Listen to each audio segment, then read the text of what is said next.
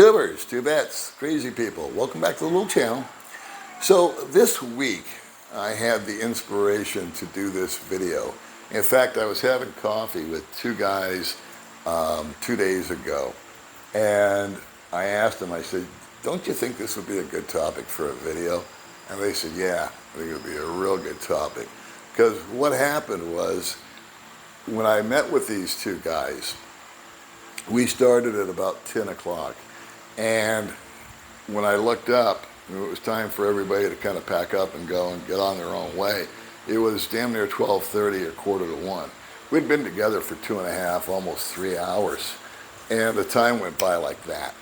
And that's the sign of an awesome conversation. That was one that was engaging. And these two guys and I really kind of connected very well. We had very similar personalities, similar senses of humor, similar socio-economic backgrounds, and we just blended real well. Not that the other people I've met haven't blended well, but these guys, for some reason, there was just sort of a synergy, if you will, that was created between the three of us that I've yet to experience. And so during the course of the conversation, what came up is what almost always comes up whenever I talk to anybody about relationships and romance and the dynamics between the foreigner and the Filipina, and that's the issue of money. And it seems like, not always, but it seems like more often than not, that little budget canoe that the foreigner is rowing with this woman, either a week later or 6 months into it, the timeline varies, it starts to spring little leaks. And the next thing you know, the canoe, the guy's trying to put his thumb on this one and his finger on that one, because this leak he'll cover up, and then another little financial leak will pop up. And the next thing you know, he's going like this in the canoe, and he's trying to keep his budget afloat, and he can't figure out how all this is happening when, before it wasn't an issue. And so what we did was we examined that, and then we discussed how we had exaggerated the problem, if you will, on our own. We think it's more our fault than the Filipinas, and possible solution so that it doesn't happen again in the future. So I thought, it's not the bulletproof, it's not advice, it's just the conversation and what we got out of it. And I felt that it would be fun to share it with you guys if you want to hang in there and listen. So when we reflected back on our personal lives back in our home countries, we all pretty much were just average Joes, nothing special, middle class, went to work, came home, paid the car, paid the mortgage, did this, did that. We never really ever stood out. None of our little Walter Mitty dreams came true. We never hit the lottery. We never got invited over to the Playboy Mansion. We never caught the big touchdown pass. None of those things ever happened. We never stood out. We were never the big shot. We were never the big dog that rolled in and everybody kind of turned and paid homage to. Nah, that wasn't us. We were just average schmucks, and now we're over here as average schmucks. And we both, all three of us actually share pretty much the same, like I said, personality traits, sense of humor, economic status. We both have similar incomes coming in. And so the synergy between the three of us was really pretty cool. And so the subject of females and money came up. And since we were so average in America, one of the things that we all noticed that when we came over here was that we really were no longer feeling so average. We were feeling a little bit above average, if you will, which is an arrogant thing to say, and it's the truth. We're all become a little bit arrogant to some degree. It's ego, all right? All of a sudden, because you're a foreigner, you're looked at differently. I can remember meeting people that were celebrities or millionaires or important, or the big boss was coming into town, and I acted differently around those people. I was trying to be on my best behavior, and it's not like I rubbed elbows with them. I'm just saying I encountered them. And so I think a little bit of that synergy kind of comes along with the territory over here. When the foreigner shows up, he is looked up at as the millionaire. And in many cases, that's a pretty fair analogy compared to what we have coming in, albeit we think it's fairly small and modest, compared to what the general population has coming in, which we feel is poverty level to some degree. Anyway, that being said, our egos get pumped up, and we defined one of the mistakes that all of us made. I made it. The other two guys have admitted that they made it. I haven't had the conversation with others, but I'm pretty sure they would too, is that we sort of played into it because it made us feel important. So we started sort of tossing money around, either with a woman or with some locals or with friends or whatever. In other words, for the first time in our lives, we were kind of like the big fish in the little pond. We were the big shot because of our wallet, really. And we liked that feeling. So what did we do? We exacerbated it, and we enlarged it, and we reinforced it. Yeah, I'm a real big deal, and I'm going to prove it. And you start to act like you have more money than you really do. You're still thinking in dollars instead of pesos. So where somebody might say, oh my God, a local might say, oh my geez, 1,000 pesos. It's 3 days work. And the foreigner, being the big egomaniac, says, yeah, it's $20. I got this. And thinks he's impressing everybody and gets that ego hit off of it. A little dopamine thing goes off in the brain.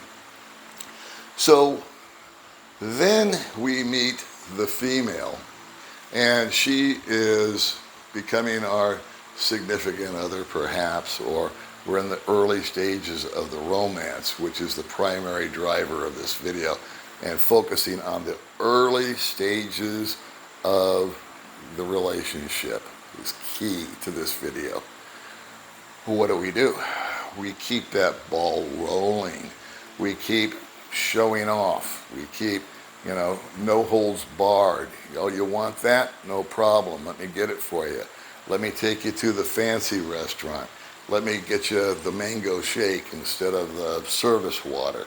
Oh, you like those shoes? Why don't you get 2 of them, honey? It's fine. And we play this stupid role of being the big shot. And then as we progress in the relationship, we find that all of a sudden more needs are coming in than we're able to cover. And, family issue comes up. Honey, can you help me? My mother did this. Or my son, he needs something for school, and yada, yada, yada. I won't waterboard you with examples. You get the drift. And now the foreigner is starting to say, wow, she's like a gold digger. She's like using me. All of a sudden she wants a new phone, and she wants this, and she wants that, and blah, blah, blah. And I'm thinking, and we all kind of collectively thought, well, you know what? It's a problem because we created the problem. We came in, we acted like money's no big deal in front of a person that's never been really exposed to any kind of money other than daily existence. And then we proceeded to show off and flaunt it and brag about it and even exacerbate it to the point to where it wasn't even reality anymore. We pretended we had more than we really do. And because of that hit, that ego hit that we're getting off of it. And now, 6 months, 6 weeks, 6 hours, it doesn't matter, the timeline. And with the female that's treating you so nice and is so cute and just, everything you wanted in a woman, and like nobody you could find back home is kind of coming off as, you know, taking advantage of you a little bit maybe, or overstepping the bounds as far as the financial barriers go. We set the wrong precedent was our solution. And that wasn't the solution. That was our conclusion. We foreigners set the wrong precedent. We start things off wrong. I once worked for a guy who had all these cool isms, and he would come up with these sayings, and he was a super successful guy. And I've never forgot any of his isms or any of his sayings, and they've always been true, even 30 years after working for him. And they were original. And one thing he said to me was, Paul, watch what everybody else is doing, and then you do the opposite. And for the longest time, I couldn't figure out what he was talking about. I think that fits in perfectly in this video. Our solution, if you will. And again, this isn't advice. This isn't, I'm not saying this is the end-all, be-all to this issue. It's going to happen. But I think it comes pretty damn close to at least stopping the leakage, if you will, before the boat sinks. And I would be curious to see if you agree with this or not, and maybe what your thoughts and opinions are. Watch what everybody else is doing and do the opposite. So what do? We meet the girl, we take her to, we want to show off, so we take her to the fanciest restaurant that maybe she's never even seen before. She never had she's a province girl. She's never been in a place that has cloth napkins or big a menu. Hell, she doesn't even know how to read the menu. And then when the food comes out, she's not sure how to do it. She's not comfortable. It's just kind of overwhelming for her. And then when we go somewhere, it's like, okay, well, we'll go to the mall, and hell, we have snacks, and we have this, and we have that. And then when maybe she first sees your place, it's like, holy moly, you know, this is nice. He's got the aircon on. I don't even have aircon. And it goes on and on from there. So our little solution was this. When we meet a female, I think a healthier way to eliminate a lot of these issues later down the road is to completely downplay your money. If you meet the proverbial woman and there's some sort of chemistry or connection, we agreed that it would be healthy to kind of let her know that as far as the foreigner income scale, you're on the lower tier. I mean, you can say, honey, I'll tell you what, right off the bat, I'm not like all these other guys rolling around with big pensions and all these investments and successful businesses. No, I've got just enough to kind of keep a roof over our head and some food on the table and maybe a movie once a month. Well, right then and there's going to be, as one guy pointed out, he said, you know what, right then and there, you might lose her. And we all agreed that that would be the best thing that could happen before you spend all the time and money and emotional energy, financial resources. Because, yeah, she is not probably the type of girl that you would want to be with. She has her agenda too. And I truly think that they are in the minority.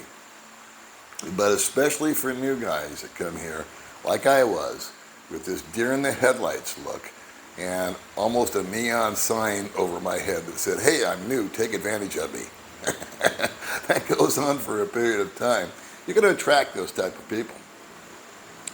Given time, slowing down, now you meet somebody and you tell the woman what I just said. You know what, girlfriend? If you're looking to live in the biggest house and buying a car and me getting you a house later and doing this and supporting your family, let me just be honest with you, it ain't gonna happen. Even if it is, even if you have that ability, you want to downplay your financial status. And then one guy took it a step further, and I love this. And the first time, because the first time that I've been with a woman, whatever, all these guys, the first time we've been with somebody and they've said, hey, can I have that? And it could be anything from, I'm talking about non-food items, okay? I'm not saying you're gonna deny her water, but if she sees a purse or a pair of shoes or a cute top or, whatever it is girls like, I've always said, oh, sure, yeah, no problem. What is it? Yeah, oh, yeah, no problem. No matter what she asks for, should it be a pair of shorts that cost $4 or a pair of shoes, forget the price, it doesn't really matter. The very first answer should be, no, that's not in the budget. And then see how she reacts. And that, I think, we all agreed, would really cut the chaff away from the wheat as you sift through the various relationship situations out here. Again, it's not the end-all, be-all, but I thought it was a cool concept that to come in and simply do the opposite of what your instincts as a guy and your ego and your libido or whatever else is working on your head tells you to do. Just stifle it, stuff it, put it in the back of your brain, go against your instincts and just say no. And again, I'll repeat it, downplay how much money you do or don't have. Just downplay it. Let them know you're on the bottom of the totem pole. I'm curious to see what you guys think about all of this. And I want to thank the two guys. They've remained nameless because I don't have their permission to use their names. But I hope the two of us can get together and have the same conversation again. All right, guys. I'll see you in the next video.